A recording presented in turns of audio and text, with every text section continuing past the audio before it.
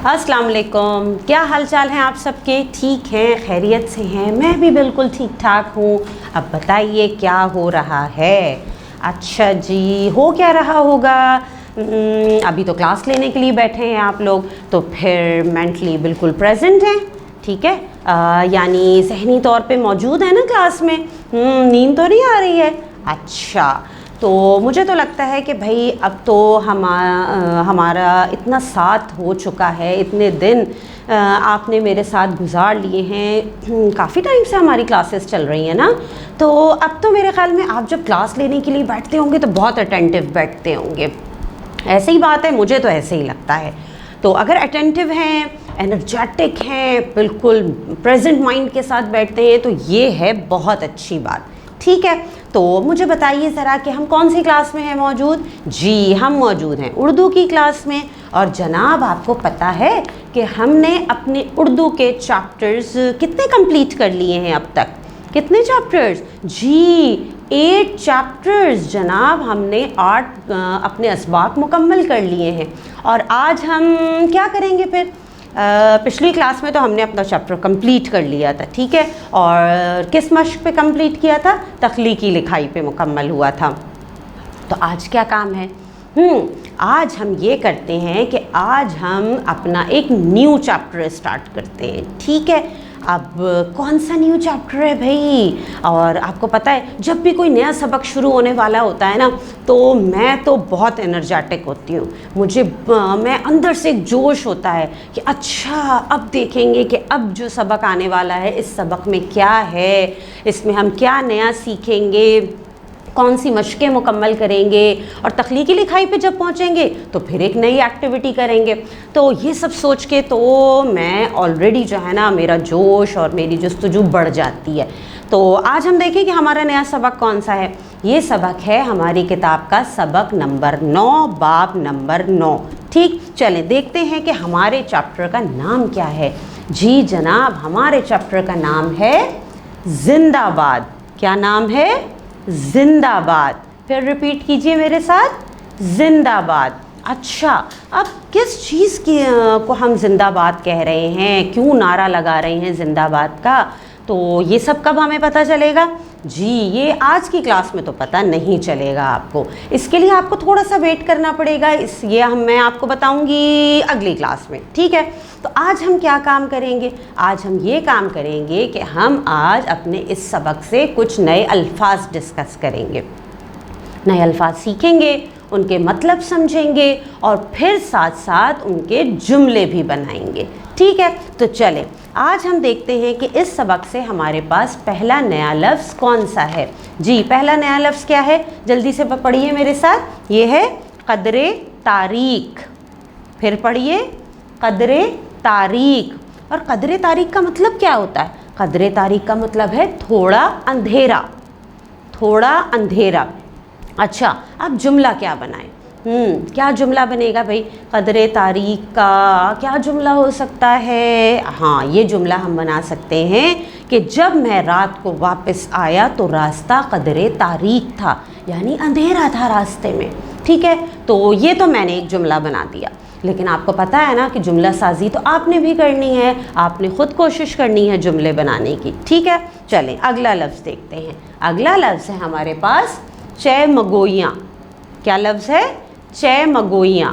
फिर पढ़िए, चैमगोइयाँ। अब चैमगोइयाँ का क्या मतलब होता है? चैमगोइयाँ का मतलब होता है सरगोशी के अंदाज में बातें करना। हम आहिस्ता आहिस्ता बातें करते हैं ना, वो चैमगोइयाँ कहलाती हैं। तो इसका क्या जुमला हो सकता है? सोचिए, जल्दी से सोचिए। आसान अल्फाज है, हम जुमला आसानी से बना सकते हैं। अच्छा, हम इसका ये जुमला बना लेते हैं कि जब उस्ताद ने अकबर के फ़ेल होने की ख़बर सुनाई तो क्लास में चहमगोइयाँ शुरू हो गईं। ऐसा होता है ना, कभी कभी किसी को क्लास में डांट पड़े तो बाकी तमाम बच्चों के बीच में चहमगोइयाँ शुरू हो जाती हैं। ये तो होता है, तो ये भी हमने जुमला बना लिया। अच्छा, अगला लफ्ज़ देखते हैं। अगला लफ्ज़ है हमारे पास सुझाई देना। सुझाई देना। अब सुझाई देना का क्या मतलब है? सुझाई देना का मतलब होता है दिखाई देना, दिखाई देना। चलें, अब क्या हम बताएं इसका मतलब, क्या मतलब तो समझ लिया हमने, जुमला क्या बनाएं। हम जुमला ये बना लेते हैं कि परेशानी में अक्सर कोई हल सुझाई नहीं देता, क्योंकि जब हम बहुत ज़्यादा परेशान होते हैं तो हमें कोई रास्ता ही सुझाई नहीं देता, हमें समझ ही नहीं आ रहा होता है ना ऐसा। तो ये भी जुमला हमने बना लिया। और देखिए जब हम डिस्कस कर रहे होते हैं, बातें कर रहे होते हैं, तो एक से ज़्यादा भी जुमले बनने शुरू हो जाते हैं। ठीक, चलिए अगला लफ्ज़ देखते हैं। अगला लफ्ज़ है हमारे पास रश्क। रश्क, अब रश्क का मतलब क्या होता है? रश्क का मतलब है ये आरजू कि जो चीज़ दूसरों को हासिल है वो मिल जाए, या हसद। ठीक, तो ये कोई अच्छी आदत नहीं होती, ठीक है ना। अच्छा, अब इसका हम जुमला क्या बनाएं? इसका हम जुमला एक आसान सा बना लेते हैं कि सारा की मुसलसल कामयाबी ने सबको रश करने पे मजबूर कर दिया। क्योंकि अक्सर किसी की कामयाबी, किसी के पास कुछ चीज़ें ऐसी होती हैं, हम देखते हैं तो हमें रश्क होने लगता है। ठीक है, फिर हमारे पास जो लफ्ज़ है वो है बेज़ार। बेज़ार, अब बेज़ार का क्या मतलब होता है? आसान लफ्ज़ है ना। बेज़ार का मतलब होता है नाखुश, नाराज़ होना। इसका हम जुमला बना सकते हैं कि मुसलसल काम करने से मेरी तबीयत बेज़ार हो गई। ठीक है, कि ज़ाहिर है जब हम मुसलसल काम करते हैं तो फिर तबीयत नाराज़ हो जाती है, हम खुश नहीं होते। ठीक है, अच्छा, इसके बाद अब क्या है हमारे पास? लफ्ज़ है फ़ख्रिया अंदाज़। क्या लफ्ज़ है? फ़ख्रिया अंदाज़। फ़ख्रिया अंदाज़ का मतलब क्या होता है? गुरूर वाला अंदाज़, गुरूर वाला अंदाज़। अब फ़ख्रिया का हम क्या बनाएं? फ़ख्रिया का हम ये बना लेते हैं कि असद ने अपनी कामयाबी की खबर फ़ख्रिया अंदाज़ में सबको सुनाई। ठीक, या ये भी जुमला बन सकता है कि असद ने अपनी क्लास में पहली पोजीशन हासिल करने की खबर फ़ख्रिया अंदाज़ में सबको सुनाई। ठीक है, अच्छा, फिर हमारे पास जो लफ्ज़ है वो है फ़िरऔनी लहजा। फ़िरऔनी लहजा, इसका क्या मतलब होता है? फ़िरऔनी लहजा का मतलब है गुरूर वाला लहजा। ठीक है, जब हम बात करें तो हमारी बात से गुरूर की झलक हो, या बात के अंदाज़ में गुरूर नज़र आए, वो होता है फ़िरऔनी लहजा। अब इसका क्या जुमला बनाएं हम? इसका हम जुमला ये बना लेते हैं आसानी से कि फ़िरऔनी लहजा अल्लाह ताला को सख्त नापसंद है, या हमें फ़िरऔनी लहजे में बात नहीं करनी चाहिए। ठीक, अच्छा जी, फिर अगला लफ्ज़ है हमारे पास ताव आना। ताव आना, और इसका मतलब होता है गुस्सा आना, गुस्सा आना। अब इसका हम क्या जुमला बनाएं? हम इसका जुमला बना लेते हैं कि अपने दोस्त का बदतमीज़ लहजा सुनकर मुझे ताव आ गया। ठीक है, चलिए अब अगला लफ्ज़ देखते हैं। इसके बाद हमारे पास लफ्ज़ है अमीर कबीर।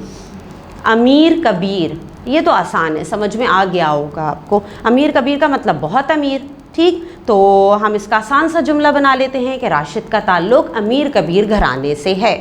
ठीक है, इसके बाद एक लफ्ज़ और है हमारे पास, वो है मुश्तरक। मुश्तरक, मुश्तरक का मतलब होता है एक जैसा, एक जैसा। अब इसका क्या जुमला बनाएं? इसका हम बहुत आसान सा जुमला बना सकते हैं कि मैं और मेरी बहन बहुत सी आदतों में मुश्तरक हैं, या मेरी और मेरी बहन की बहुत सी आदतें मुश्तरक हैं, यानी एक जैसी हैं। ठीक है, तो आज हमने बहुत सारे अल्फाज डिस्कस कर लिए। आज हमने क्या किया कि आज हमने अपने सबक नंबर 9 जो आज हमने नया शुरू किया है, जिसका नाम है जिंदाबाद, इस सबक से हमने कुछ नए अल्फाज सीखे, उनके मतलब समझे, और साथ ही साथ हमने उनके जुमले भी बनाए। अब आपने क्या काम करना है? आपने ये काम करना है कि अपनी कॉपीज़ में आपने इन अल्फाज को लिखना है, और इसके बाद आपने इन अल्फाज के जुमले बनाने हैं, और जब काम हो जाएगा मुकम्मल तो फिर अपने काम की तस्वीर अपने टीचर को भेज दीजिएगा। ठीक है, चलें फिर दें मुझे इजाज़त। अल्लाह हाफ़िज़।